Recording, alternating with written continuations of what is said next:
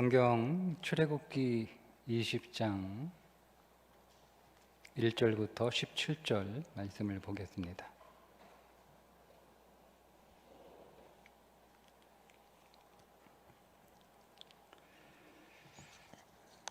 출애굽기 20장 1절부터 17절입니다. 함께 읽겠습니다. 하나님이 이 모든 말씀으로 말씀하여 이르시되 나는 너를 애굽 땅 종되었던 집에서 인도하여 낸 네 하나님 여호와이니라. 너는 나 외에 다른 신들을 내게 두지 말라.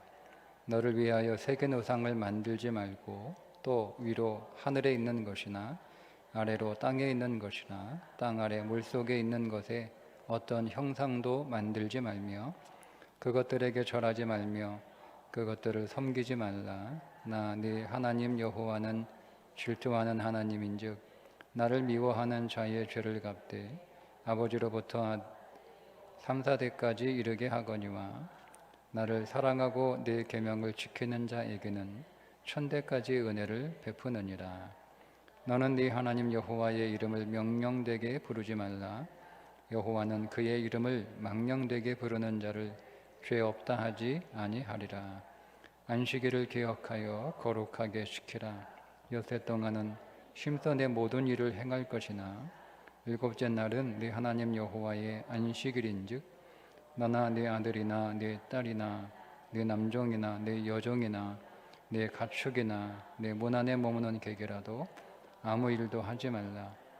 이는 엿새 동안에 나 여호와가 하늘과 땅과 바다와 그 가운데 모든 것을 만들고 일곱째 날에 쉬었습니다. 그러므로 나 여호와가 안식일을 복되게 하여 그날을 거룩하게 하였느니라. 내 부모를 공경하라. 그리하면 내 하나님 여호와가 내게 준 땅에서 내 생명이 길리라. 살인하지 말라. 간음하지 말라. 도둑질하지 말라. 내 이웃에 대하여 거짓 증거하지 말라. 내 이웃의 집을 탐내지 말라. 내 이웃의 아내나 그의 남종이나 그의 여종이나 그의 소나 그의 낙이나 묻 내 이웃의 소유를 탐내지 말라. 아멘. 십계명에 관한 말씀들이 기록되어 있는데요. 십계명은 이렇게 쭉 읽어보시면 하나님 사랑과 사람 사랑, 이웃 사랑 두 개를 골자로 하고 있습니다. 첫 번째부터 네 번째 계명은 하나님을 사랑하는 것이고 다섯째부터 10번째 계명은 사람을 사랑하는 것인데 하나님을 사랑하는 건 뭐냐? 하나님 말고 다른 신을 섬기지 않는 것이 하나님을 사랑하는 것이다. 하나님을 사랑하는 것은 하나님을 우상처럼 믿지 않는 것이 하나님을 사랑하는 것이다. 하나님을 사랑하는 것은 하나님을 어떤 도구나 어떤 소단으로 삼지 않는 것, 하나님을 목적 삼지 않는 것, 그게 하나님을 사랑하지 않는 것이고, 하나님의 자리에, 안식일은 하나님이 하나님 자리로 돌아가시는 거예요. 하나님을 하나님 자리에, 곧 하나님은 창조주이시고 하나님은 주권자이시니까 그 하나님의 주권의 자리에 인정하는 것, 그게 안식일이에요. 쉬는 날이 안식일 아니에요. 그게 하나님을 사랑하는 거죠. 여러분, 하나님의 주권을 인정하지 못하면 쉬지 못합니다. 여러분이 여러분의 인생을 책임져야 되니까, 여러분이 여러분의 인생의 주인이니까 우리가 일하는 거예요. 그죠? 그러니까 우리가 내 인생 내가 책임 안 지니까, 하나님이 책임지니까 나는 하나님 명령대로 안식하겠다. 이게 하나님을 내 인생의 주인으로, 창조주로, 주권자로 인정하는 거죠. 그렇게 네 가지, 그러니까 하나님을 사랑하는 것이고요. 이웃을 사랑하는 것은 제일 첫 번째 부모에게 순종하는 것이고, 그리고 살인하지 않는 것, 또 간음하지 않는 것, 도둑질하지 않는 것, 거짓 증거하지 않는 것, 탐내지 않는 것. 이것이 십계명의 주요 골자입니다. 자, 근데 하나님이 십계명을 주신 배경이 있어요. 하나님이 왜 이스라엘 백성들에게 십계명을 주셨냐면, 모세가 이제 하나님 만날 때 가서 백성한테 이렇게 얘기해라. 앞으로 내 말 잘 들으면 내가 너희에게 복을 주고, 앞으로 내 말 안 들으면, 너희들 맘대로 하면 내가 너희에게 화를 내리겠다. 그러니까 모세가 가서 그대로 전합니다. 백성들에게. 앞으로 하나님 말씀 잘 들어야 돼. 우리 마음대로 막 하나님 말 안 듣고 막 우리 생각대로 막 우리가 그렇게 살면 안 돼. 이렇게 하니까 백성들이 뭐라고 대답을 했냐면 이렇게 대답을 했어요. 19장 8절이거든요. 백성이 일제히 응답하여 이르되 여호와께서 명령하신 대로 우리가 다 행하리이다. 요 문장의 뉘앙스를 여러분 보면은요, 모세가 앞으로 하나님 명령 다 지켜야 돼 이렇게 말했을 때 조금 주저하고 조금 이렇게 생각해보고, 우리가 잘 지킬 수 있나? 잘 지킬 수 없나? 그동안 우리가 잘 지켰나? 앞으로 우리가 그럼 더 노력하면 잘 지킬 수 있나? 뭐 이런 걸 한번 이렇게 좀 생각해 봐야 되잖아요. 그런 게 전혀 없어요. 주저함도 없고 머뭇거림도 없고 그냥 곧바로 만장일치로 모든 백성들이 만장일치로 다 아주 그냥 바로 대답한 거예요. 우리는 다 지킬 수 있습니다. 이렇게. 그래서 주신 게 십계명이에요. 한번 지켜보라고 주신 거예요.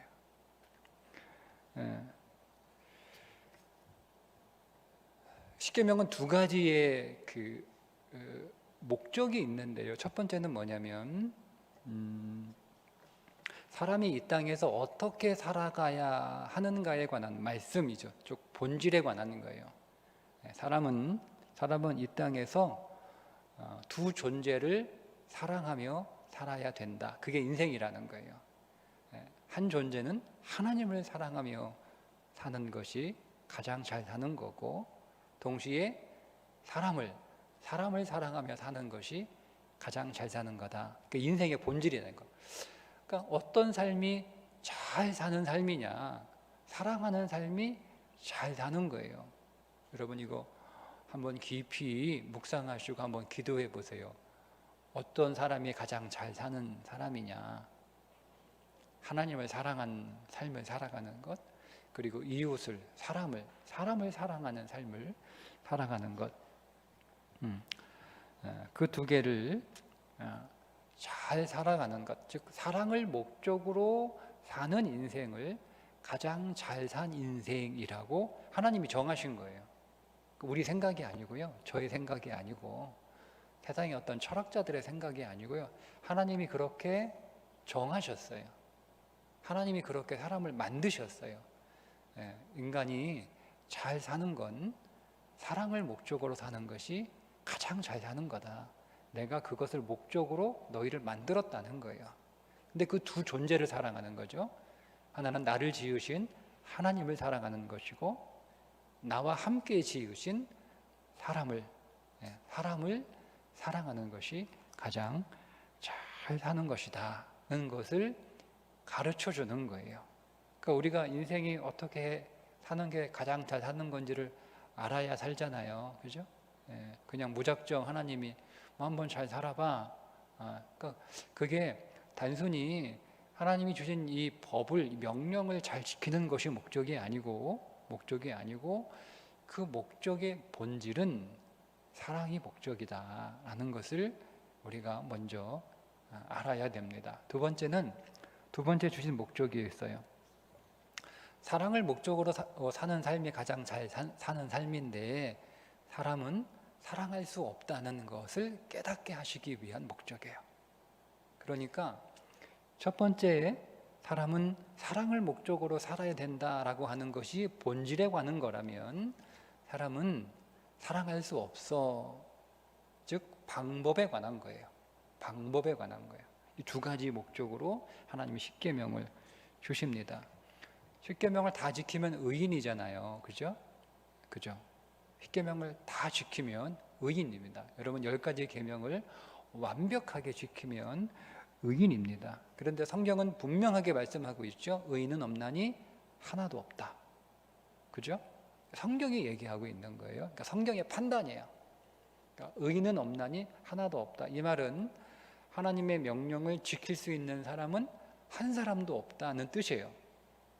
모든 인간은 하나님을 사랑할 수도 없고 사람을 사랑할 수도 없다는 것이 결론입니다.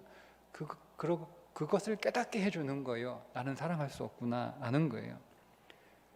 이사야서에서 보면 사람은 아무리 의롭게 살아도 그 사람의 의는 마치 뭐와 같냐면 더러운 옷과 같다, 이렇게 말씀하고 있죠. 그러니까 우리는 아무리 깨끗해도 이 더러운 옷이라고 되게 부드럽게 번역을 했는데요, 걸레라는 뜻이에요. 우리는 아무리 깨끗해도 걸레예요. 그죠? 그게 인간의 의라고 하는 겁니다. 그런데 왜 성공할 수 없는 십계명을 주셨을까 하는 거예요. 왜? 사람은 어차피 성공하지 못하는데 성공하라고 주신 게 아니라 성공할 수 없음을 깨닫게 하시려고 주신 거면 뭐 아예 안 주시면 되는 거잖아요. 근데 왜 실패를 목적으로 말씀을 주셨을까 하는 거예요. 왜냐하면 우리가 실패할 수밖에 없다라고 하는 것을 깨닫게 하셔서 결국 누구를 찾으라는 거예요? 그리스도를 찾으라는 거예요. 그게 십계명의 목적이에요. 율법은 하나라도 어기면 빵점입니다. 그러니까 율법은 100점 아니면 빵점이에요. 중간이 없어요. 10점도 없고 50점도 없고 90점도 없어요. 빵점 아니면 100점입니다. 자, 그런데 보세요. 여러분, 십계명 가운데 살인하지 말라라고 하는 계명이 있죠. 그런데 형제를 미워하는 자마다 살인하는 사람이다라고 말씀을 하셨어요. 그럼 여러분 다 살인 다 했죠? 한 번씩은 최소한, 그죠? 그러니까 우리는 다 살인자예요, 그죠? 마태복음 5장에서도 형제에게 노하는 거예요. 나는 미워하진 않은데, 아니요, 형제에게 성질을 내는 것도, 노하는 것도 살인하는 거예요. 형제한테 미련한 놈, 바보, 멍청이 뭐 이렇게 부르는 것도 살인하는 거예요. 그러니까 우리 다 한 번씩 했잖아요, 그죠? 우리는 그러니까 한 번 살인한 정도가 아니고 우리는 여러 번 살인한, 여러 번, 우린 전과가 많아요. 살인의 전과가 굉장히 많은 사람들이에요, 그죠? 자, 또 마태복음 5장 27절에서 가늠하지 말라라고 하는 말씀을 예수님이 해석해 주세요. 자, 음욕을 품고 여자를 보는 자마다 마음에 이미 가늠하였다. 그러니까 우리는 다 가늠한 사람들이에요. 그러니까 우리는 전과가 많아요, 그죠? 그러니까 우리는 이미 십계명을 어긴 사람들이에요. 이미. 그러니까 우리는 이미 빵점이에요. 우리 이미 빵점이에요. 그러니까 아무도 율법을 지킬 수 없는 건 분명한 사실이고, 그 율법을 지킬 수 없는 그 법을 하나님께서 이스라엘 백성들에게 주신 것은 자기들이 그 율법을 지킬 수 없다는 무능한 자라고 하는 것을 인정하고 그것을 깨닫게 하시기 위한 것이었습니다. 그런데 두 번 생각 안 하고 다 할 수 있다고 장담했다는 거예요. 왜냐하면 이 이스라엘 백성들이 조금만 생각해도 자신들이 할 수 없다는 것을 금방 알거든요. 왜냐하면 출애굽하면서부터 그 시내산까지 오는 그 사이에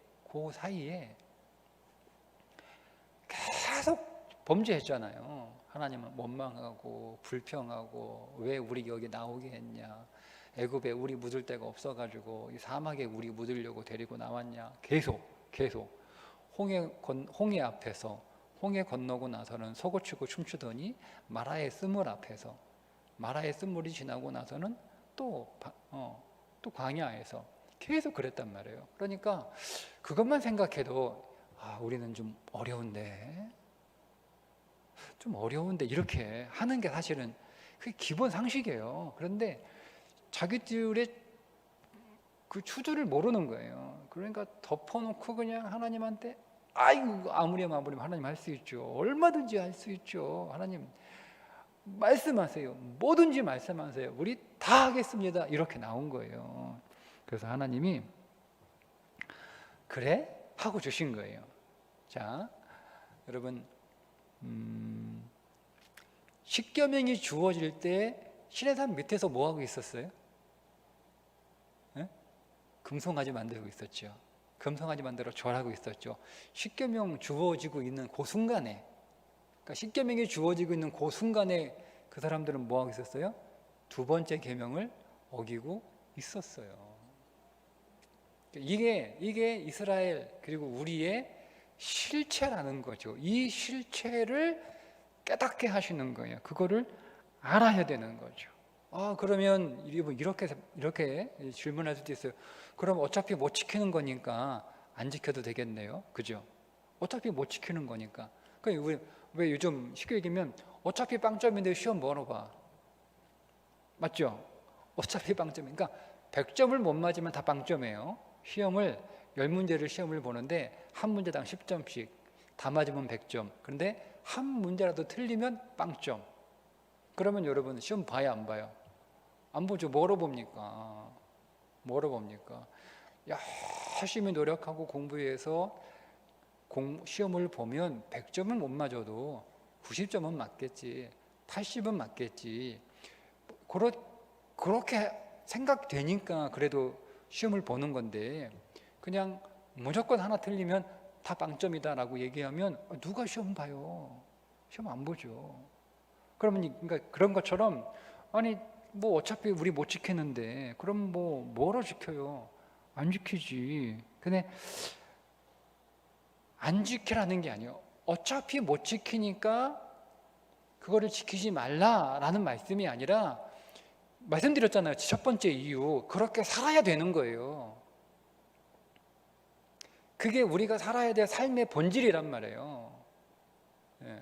그게 잘 사는 거예요. 근데 우리는 그렇게 할 수 없어요. 그렇게 할 수 없으니까 안 하는 건 못 사는 거잖아요. 그러니까 어차피 우리는 못 지키니까 할 필요 없다, 안 해라는 게 아니라, 이걸 내가 못하니까 이걸 대신 해줄 존재를 찾으라는 거예요. 대신 해줄 존재, 그게 그리스도죠. 나는 못하니까. 그러나 누군가는 해야 되는 거예요. 왜? 그게 잘 사는 거니까. 어차피 빵점이니까 나는 안 해. 그러면 난 못 사는 거잖아요. 그냥 시험 빵점으로 끝나는 게 아니고요, 못 사는 거예요. 그러니까 그러면 방법은 뭐예요? 그러면 누가 대신 시험 봐서 100점 맞게 해주면 좋겠다. 그러면 되는 거잖아요. 그죠? 그러니까 내 대신 시험 봐서 100점 맞게 해줄 사람을 찾으면 되는 거예요. 그게 그리스도입니다. 여러분, 그래서 계명을 통하여 예수께로 가면 계명을 지킨 거예요. 잘 하셔야 돼요. 계명을 통해서 예수께로 가면 계명을 지킨 거예요. 자, 십계명을 주시면서 이렇게 말씀을 하세요. 잘 지키면 복을 주고 안 지키거나 못 지키면 화를 주겠다. 그죠? 그러면 제가 이렇게 말씀을 드려요. 조문을 잘 지키는 게 아니라 율법의 목적은 예수 그리스도예요. 율법을 통해서, 계명을 통해서 그리스도께로 가면 잘 지키는 거예요. 그러면 복을 받는 거죠. 그리스도가 그래서 복인 거예요. 근데 계명을 통해서 그리스도께로 가지 않으면, 계명을 잘 지켜도 그리스도께로 가지 않으면 계명을 못 지킨 거예요. 왜? 계명의 목적은 그리스도께로 가는 거니까. 여러분, 바리새인들이 율법을 얼마나 잘 지켰어요? 예수님이 너희들의 의가 바리새인과 같지 않으면 안 된다라고 말씀하실 정도로 그 바리새인들은 율법을 철저하게 지킨 사람들이에요. 그런데 그 바리새인들은 율법은 잘 지켰는데 그 율법을 통하여 누구를 못 만난 거예요? 그리스도를 못 만난 거예요. 그리스도를 앞에 두고도 몰라봤으니까. 그러니까 그들은 율법을 아무리 잘 지켰다 할지라도 그리스도를 믿지 않았으니 율법을 안 지킨 거란 말이에요. 그러니까 율법의 목적은 그리스도. 그러니까 우리가 율법을 통하여 그리스도께로 가면 율법을 지킨 것이고, 율법을 통하여 그리스도께로 가지 않으면 율법을 못 지킨 것이다 라는 거죠. 자, 그럼 이렇게 이제 적용하시면 됩니다. 제가 적용 이제 설명을 드렸으니까 이제 적용 한번 좀 나눠 볼게요. 그럼 우리는 어떻게 해야 되느냐? 그럼 어차피 못 지킬 거니까 십계명을 비롯하여 모든 하나님의 말씀들은 우리는 어차피 못 지키니까 안 지켜도 돼, 혹은 못 지키는 걸 내가 어떻게 지켜, 안 지켜도 돼 라고 생각하거나, 어차피 못할 거니까 아예 처음부터 안 해버리거나 하는 게 아니라 그거를 무시하고 살면 안 돼요. 왜냐하면 그게 잘 사는 길이기 때문에 무시할 수 없단 말이에요. 어떻게 해야 되냐면, 하나님을 사랑하고 이웃 사랑하는 것이 잘 사는 인생이니까 나는 하나님과 좋은 관계를 맺기 위해서 노력을 해야 될 거 아니에요. 또 사람들과 좋은 관계를 맺기 위해서 노력을 해야 한단 말이에요. 그게 노력하는 거잖아요. 계명이 노력하는 거예요. 우리들에 있는 모든 하나님의 말씀들은 다, 내게 주어진 명령과 계명, 율법들은 하나님과 좋은 관계를 만들어가는 거예요. 또 사람들과 좋은 관계를 만들어가는 거예요. 자, 그런데 하나님과 좋은 관계를 만들어가기 위해 노력은 해야 될 거 아니에요. 여러분, 이렇게 부부가 사이가 좋아야 잘 사는 거잖아요. 근데 우리는 어차피 맨날 싸워. 우리는 잘 안 돼. 그럼 어차피 우리 뭐만 하려고 그러면 계속 의견이 안 맞고 생각이 다르고, 그래서 결국 싸우니까 그냥 만나지 말자, 노력도 하지 말자. 그거 아니잖아요. 그거는 여러분 답이 아니잖아요. 그죠? 그럼 뭐가 답이에요? 내가 아무리 노력해도, 노력은 해야 되는 거예요. 그러니까 서로 사이가 좋아지기 위해서 노력을 해야 되는 거예요. 애써야 되는 거예요. 내가 사람들하고 사랑하면서, 그게 인생을 잘 사는 거니까 사랑하기 위해서 노력해야 되는 거예요. 근데 내가 노력을 하지만 잘 안 되거든요. 내 생각대로 안 되고, 또 나는 내 진심이 안 전해져서 사람들이 오해하고 내 진심을 또 안 받아들이기도 하고, 뭐 이런 게, 내가 노력을 해도 안 되는데, 노력해도 안 되는데 뭐 해봐야 나만 힘들고, 또 노력하면 노력할수록 뭐 더 상태가 안 좋아지니까 안 해. 이게 아니라 내가 노력해보니까 안 된다는 걸 아는 거예요. 이게 중요한 거예요. 내가 노력했는데, 할 만큼 했는데 안 된다는 걸 아는 거예요. 그런데 사람들은 대부분 안 되니까 포기하는 것으로 끝낸단 말이에요. 안 돼. 믿음이 뭐예요? 안 되니까 되게 하는 분을 찾는 게 믿음 아닙니까? 그게 믿음이죠. 안 되니까 포기하는 게 믿음 아니잖아요. 난 노력하는데 안 돼. 안 되니까 이걸 되게 하는, 하나님이 되니까 주셨을 거 아니에요. 되니까 주셨거든요. 근데 그 되는 방법이 우리가 되게 하는 게 아니라 그거를 되게 하는 존재가 있다는 거예요. 그 존재가 그리스도예요. 그 그리스도를 찾는 거죠. 그 그리스도를 부르는 거고, 그 그리스도께 나가는 거예요. 근데 여러분, 오늘 우리가 그리스도를 원하지 않아요. 그러니까 여러분, 하나님의 말씀을 잘 지키려고 하지 않는 그 삶이 문제가 아니고요. 본질적으로 우리가 그리스도를 원하지 않는 것이 문제라는 거예요. 자, 신앙생활은 잘하고 싶어요. 성령도 받고 싶어요. 그런데 그게 그리스도를 더 얻기 위해서, 그리스도가 내 안에 더 확장되고 더 내 안에 풍성해지는 것이 목적이 아니라 다른 목적으로 신앙생활 잘하고 싶은 거예요. 다른 목적으로 하나님을 잘 믿고 싶은 거예요. 그게 대표적인 사람이 마술사 시몬입니다. 마술사 시몬이 마술을 가지고 막 사람들을 휘어잡던 사람이거든요. 자기에게 관심이 쏠리게 하고. 그 마술로 사람들을 이렇게 조종하는 사람이에요. 그 재미로 사는 사람인데 어느 날 보니까 예수님의 제자들 사도들이 와가지고 안수를 하는데 막 이 사람들이 성령을 받으니까 막 여러 가지 권능이 나타나고 막 기적이 이렇게 일어나는 거예요. 그래서 시몬이 돈을 가지고 와가지고 사도들한테 그거 성령 좀 살 수 없습니까? 나한테 좀 파세요. 이렇게 하는 거예요. 그러니 여러분 뭐라고 얘기합니까? 응? 베드로가 이렇게 얘기합니다. 베드로가 이르되 네가 하나님의 선물을 돈 주고 살 줄로 생각하였으니 네 은과 네가 함께 망할지어다. 하나님 앞에서 네 마음이 바르지 못하니 이 도에는 네가 관계도 없고 분깃될 것도 없느니라. 그러므로 너의 이 악함을 회개하고 주께 기도하라. 혹 마음에 품은 것을 사하여 주시리라. 내가 보니 너는 악독이 가득하며 불의에 매인 바 되었도다라는 거죠. 여러분 이거를 성경이 이렇게 부정적으로 얘기하니까 마술사 시몬은 나쁜 사람 이렇게 여러분 딱 이미 결정해 놓고 보시면 안 돼요. 왜냐하면 우리가 시몬이거든요. 여러분 신앙생활 잘하고 싶잖아요. 그죠? 여러분도 성령 받고 싶죠? 은혜 받고 싶죠? 그죠? 물어보는 거예요. 왜 신앙생활 잘하고 싶어요? 왜 은혜 받고 싶어요? 왜 성령 받고 싶어요? 왜죠? 그러니까 마술사 시몬은 그리스도가 목적이 아닌 거예요. 그리스도가 목적이 아닌 다른 목적으로 성령 받고 싶은 거예요.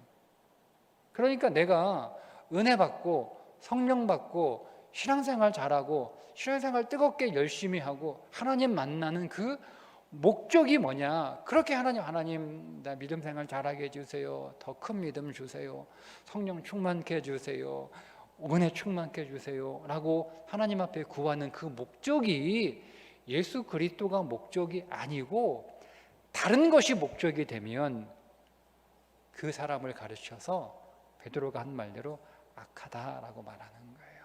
그게 망하는 거예요. 그러니까 여러분 오늘 우리도 얼마든지 마술사 시몬과 같은 사람이 될 수 있는 거죠. 그러니까 우리가 단순히 하나님의 말씀을 잘 지키는 것 이게 목적이 되면 안 한단 말이에요. 왜? 시험 100점 맞는 게 목적이 되면 어차피 빵점이니까 시험 봐봐야 빵점이니까 나는 100점 맞을 자신이 없어요. 그러니까 100점 맞을 자신이 있는 사람들만 시험 공부를 하고 시험을 보겠죠. 근데 몇 번 틀리다 보면 100점이 안 되거든요. 계속 빵점이거든요. 그러니까 시험이 100점이 목적인 사람들은 시험 공부 안 합니다. 시험 안 봅니다.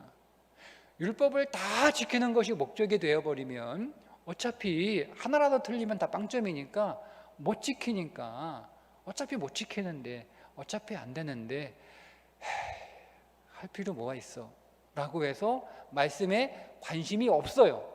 한번 곰곰이 생각해 보세요. 여러분 내가 하나님 말씀 잘 지켜야겠다. 여러분 정말 우리 마음 안에 그런 갈망이나 그런 사모함이 있나요? 내가 십계명 구약에 있는 계명이니까 뭐 예수님이 오셔가지고 율법을 폐하셨다. 잘못 이해하고 있는 거예요. 그리스도께로 가는 길을 폐하신 거예요. 그리스도께로 가는 옛날 길을 폐하시고 새로운 길을 내신 거예요. 그럼 그 길로 가야죠. 다 안 가고 있는 거예요. 그러니까 우리가 여러분 그래서 열심히 살아야 되는 거예요. 자, 다시 적용하겠습니다. 여러분 성경에 나와 있는 모든 율법 조문만 율법으로 보시면 안 돼요. 율법 조문만 뭐 살인하지 마라, 간음하지 마라, 도둑질하지 마라, 내 이웃에 있는 물건을 탐내지 마라 이 조문만 율법이 아니고요. 우리가 살아가는 모든 삶의 이 모든 것들이 다 율법입니다. 자, 학생은 공부를 잘하는 게 율법이죠. 그게 율법이죠. 그죠? 부모는 애를 잘 키우는 게 율법입니다. 살림을 잘하는 게 율법입니다. 일을 잘하는 게 율법입니다. 다 율법이란 말이에요. 그런데 우리가 다 지금 노력하잖아요. 일 잘하려고 노력하고 공부 잘하려고 노력하고 그리고 애 잘 키워보려고 노력하고 살림 잘해보려고 노력하고 다 노력하잖아요. 그런데 그거를 할 수 없다는 거예요. 내가 아무리 열심히 해도 일을 잘할 수 없다는 거예요. 그러니까 여러분 우리가 일 안 합니까? 일하죠. 일하잖아요. 그죠? 근데 그 일하는 목적이 내가 일을 잘할 수는 없지만 최선을 다하면 열심히 하면 내가 100점은 못 맞아도 어느 정도 하겠지 이런 마음으로 한다고요. 내가 애를 100점짜리 부모는 될 수 없지만 그래도 열심히 키우면 애가 그래도 내가 열심히 노력하고 애쓴 만큼 80점, 90점은 되겠지 이런 마음으로 한단 말이에요. 그게 율법이에요. 그게 율법. 근데 그게 아니고 우리 열심히 하죠. 열심히 하면서 뭘 하는 거예요? 안 된다는 걸 깨닫는 거예요. 일도 열심히 하고 공부도 열심히 하고 교육도 열심히 하고 다 열심히 합니다. 열심히 하면서 안 된다는 걸 깨달아요. 그리고 깨닫고 어떻게 하는 거예요? 그거 가지고 누구한테 가는 거예요? 예수님께 가는 거예요. 그런데 우리는 둘 중에 하나를 보통 많이 선택합니다. 하나는 뭐냐면 열심히 하지 않아요. 학생이 공부를 열심히 해야 되는데 열심히 하지 않아요. 자, 열심히 하지 않으니까 적당한 선에서 만족합니다. 적당한 선에서. 그게 한 유형이에요. 열심히 해봐야 나는 아무리 해도 나는 90점을 넘길 수 없어. 그러니까 나는 열심히 해봐야 나는 항상 그 밑이니까 열심히 해도 80, 적당히 해도 80. 그래 나는 그냥 적당히 해도 80이니까 그거에 만족하면서 그 수준에서 살아가는 거예요. 그죠? 또 한 유형의 사람은 계속 열심히 합니다. 열심히 하다 보면 언젠가 100점 맞겠지. 두 유형이에요. 크게 나누면. 이게 세상 사람들의 유형이에요. 근데 우리가 그렇게 살고 있는 건 아닌가?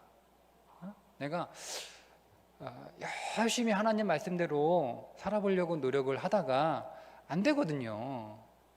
그러니까 나는 여기까지밖에 안 되니까 그냥 적당히 신앙생활 하자. 적당히. 교회 생활만 말하는 게 아니고요. 우리의 모든 삶이 신앙생활이에요. 적당히 하자라고 하면서 살아가는 사람. 그러니까 교회 생활도 적당히 하는 거죠. 적당히. 그러니까 꽈락되지 않은 수준에서 하는 거예요. 꽈락이 있다고 생각을 하고 자기 머릿속에 그런 건 없는데 그러니까 우리 스스로 꽈락이 있다고 생각을 하는 거예요. 그래서 꽈락이 되지 않는 수준에서만 하는 거죠. 꽈락이 되지 않는 수준에서 적당히 그렇게 하는 거예요. 꽈락만 안 되면 되는 거니까 내가 100점을 맞을 수는 없고 노력해봐야 100점은 안 되니까 그러면 꽈락이 되지 않는 수준에서만 그럼 하면 된다라는 거예요. 그런 유형이 하나 있고요. 부정적인 유형이에요. 하나는 계속 씨름하는 거예요. 계속 씨름하는 거예요. 계속 실패하고 계속 안 되고 계속 자기의 능력이 확인되는데 그래도 내가 더 열심히 하면 되는 거. 이거 굉장히 훌륭한 사람이에요. 이런 사람은 그렇게 많지는 않아요. 아주 드물어요. 교회 안에. 대부분 다 꽈락이 되지 않는 정도 안에서만 살아갑니다. 그러니까 스스로 이 범위를 정해놓는 거죠. 범위를 잡는 거예요. 그 범위를 벗어나지 않으려고. 그죠? 근데 그게 대부분 그렇게 하고요. 정말 해보려고 애쓰고 노력하는 사람은 아주 드물어요. 근데 둘 다 틀렸다는 거예요. 둘 다. 우리는요 어떻게 해야 돼요? 열심히 하는 거예요. 열심히 하는데 계속 안 된다는 걸 계속 깨닫는 거예요. 그리고 누구를 찾아요? 그리스도를 찾는 거예요. 그러니까 그리스도를 더 얻으면 되는 거예요. 그리스도를. 그러니까 여러분 오늘 우리의 삶에 모든 우리의 삶의 과제들은요 하나님의 뜻은 이거예요. 그걸 통하여 그리스도를 더 얻는 거예요. 더 얻는 거예요. 공부하는 학생들은 그 공부를 통해서 성적이 올라가는 게 목적이 아니고요. 그리스도를 더 얻는 거예요. 그러면 공부를 열심히 해서 성적이 올라가는 것보다 그리스도를 얻는 것이 훨씬 더 복받는 거예요. 생각해 보세요. 학생이 공부를 열심히 해서 성적을 계속 올렸어요. 그래서 이 학생이 100점을 맞았다고 해요. 이 학생이 100점을 맞아서 그가 받는 복과 열심히 하는데 계속 내가 잘 안 되니까 학생이 공부를 열심히 하면서 누구를 얻냐면 그리스도를 더 계속 얻는 거예요. 그리스도를 계속 더. 이번 달 수학 공부하고 수학 시험 보고 시험 못 봤어요. 그래서 우리 더 그리스도를 찾는 거예요. 공부할 때도 그리스도를 찾고 시험 볼 때도 그리스도를 찾고 시험 끝나고도 그리스도를 찾고 그리스도를 계속 얻어요. 그러니까 성적은 올라갈 수도 있고 안 올라갈 수도 있어요. 그러면 여러분 보세요. 성적이 100점이 된 사람이 더 복된 인생을 살까요? 100점은 안 되지만 그리스도를 더 많이 찾은 학생이 복된 인생을 살까요? 어떤 인생을 살까요? 그건 여러분들이 답을 내리시면 돼요. 저는 열심히 공부를 해서 공부만 해서 100점을 맞은 사람보다 열심히 그리스도를 찾는 게으르게 살면서 그리스도를 찾지는 않아요. 게으른 사람이 그리스도를 찾지는 않습니다. 그럼 공부 안 하고 그리스도만 찾으면 되냐? 그거는 신앙은 아니에요. 해야 할 공부를 안 하면서 그리스도를 찾는 경우는 없어요. 종교만 그렇습니다. 기독교 신앙은 그렇게 될 수가 없습니다. 그런데 공부를 열심히 하지만 그러나 성적이 올라가는 것보다는 그리스도를 더 많이 얻어요. 이 사람은. 저는 그리스도를 더 많이 얻는 사람이 훨씬 더 100점을 맞는 사람보다 훨씬 더 복된 인생을 산다라고 믿습니다. 여러분 어떻게 생각하시나요? 적용하시면 돼요. 적용하시면 우리가 자녀를 열심히 키워요. 자녀를 열심히 잘 키워서 이 자녀를 훌륭한 자녀로 만들 수도 있어요. 이 자녀를 훌륭한 자녀로 만든 부모보다는 자녀를 키우면서 뭐 훌륭한 자녀가 되든 안 되든 내가 그리스도를 더 많이 얻고 그리스도를 더 많이 체험하고 그리스도를 더 많이 내 안에 생명으로 경험한 사람이 훨씬 더 복된 인생을 산다라고 믿습니다. 우리가 일을 열심히 하죠. 일을 열심히 해서 우리가 원하는 열매들을 거둘 수 있어요. 뭐 돈을 많이 번다던가 아니면 지위가 올라간다던가 아니면 힘이 생긴다던가 아니면 인기가 많아진다던가 이런 것들이 다 할 수 있어요. 그런데 그렇게 열심히 내가 수고해서 돈이 많아진 사람, 권력이 많아진 사람, 명예가 높아진 사람, 인기가 많아진 사람보다 열심히 일하면서 나는 안 되는구나, 나는 어렵구나 라는 것을 알고 열심히 일하면서 동시에 열심히 하나님을 찾아요. 열심히 일하는 것을 통해서 열심히 그리스도를 더 많이 찾아서 그리스도를 더 많이 만나고 경험한 사람이 훨씬 더 복된 삶을 산다고 믿습니다. 그게 목적이에요. 그게 하나님이 우리에게 삶의 과제를 주신 목적이에요. 그게 다 율법이에요. 여러분 조문만 율법이라고 생각하시면 안 돼요. 그냥 오늘 우리의 삶을 그냥 이렇게 문장으로 써준 거예요.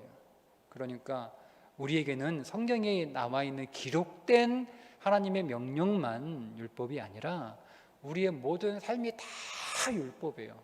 예, 내가 일하는 것, 내가 살아가는 그 모든 우리의 모든 삶의 많은 과제들이 있잖아요. 그 과제가 다 율법 조문으로 나한테 오는 거예요.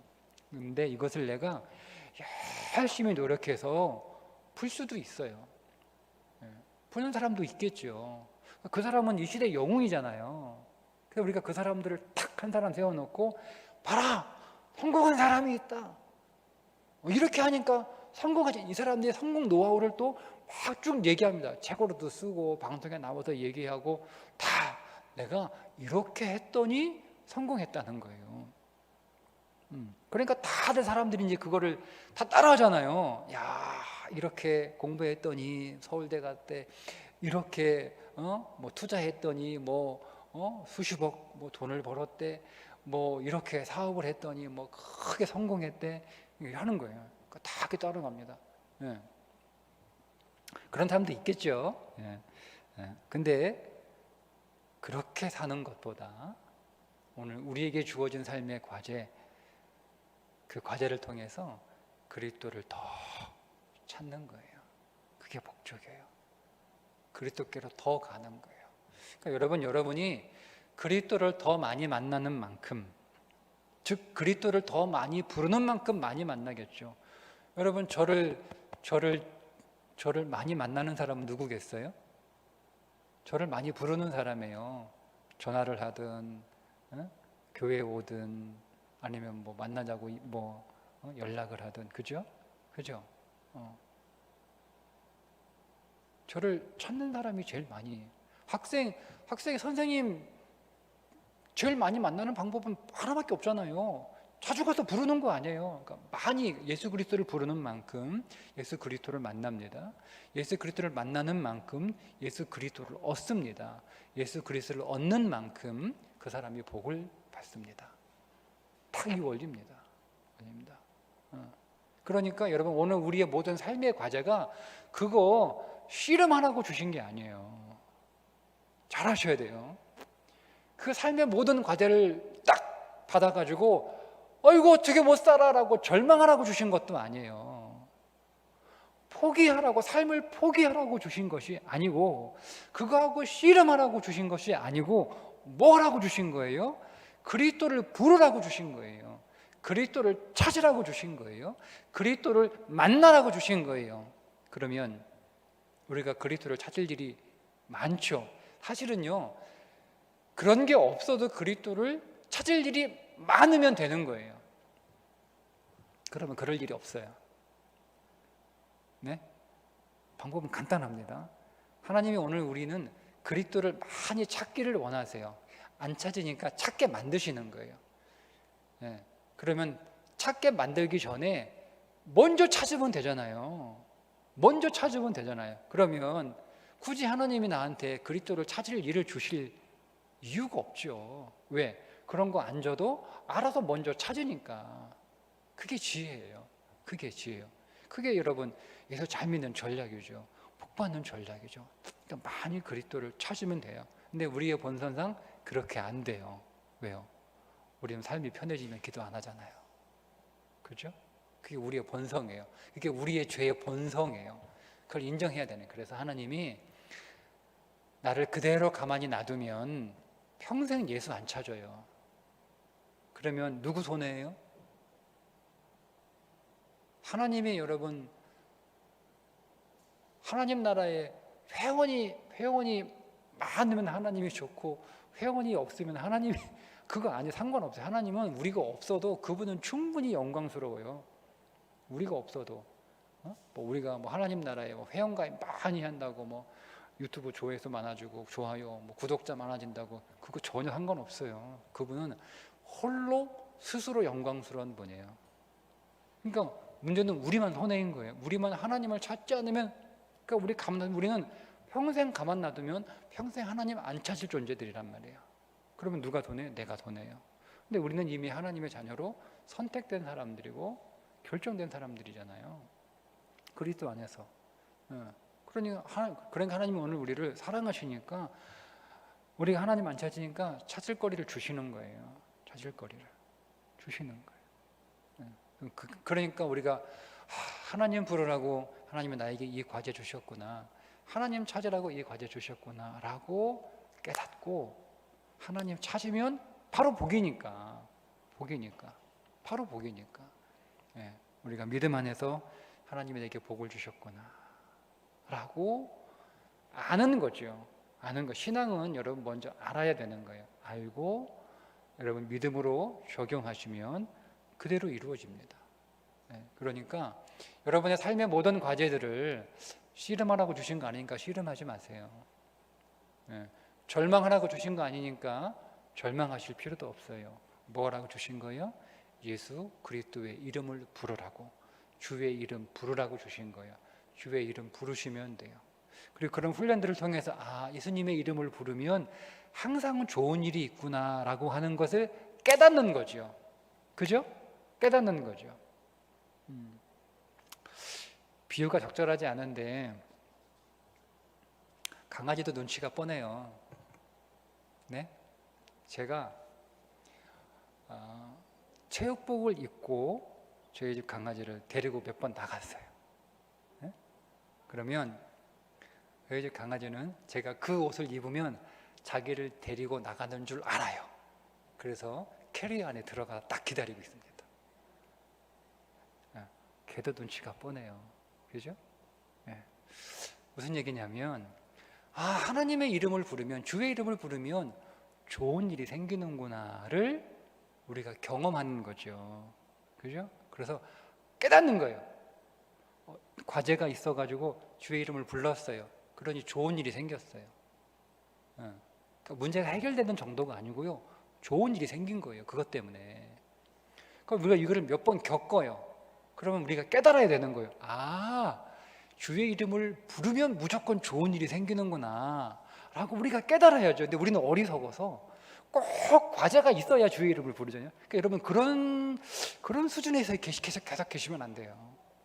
그러니까 우리는 좀 성숙한 믿음의 단계로 올라가야 되니까 주 예수의 이름을 부르면 좋은 일이 생기는구나 라는 것을 우리가 깨닫는 거죠. 경험을 통해서. 그러면 이 원칙을 우리가 배운 거잖아요. 그러면 과제가 없어도 계속 주의 이름 부르는 거예요. 계속 주의 이름 부르는 거예요. 주님, 주님, 주님, 주님 계속 부르는 거예요.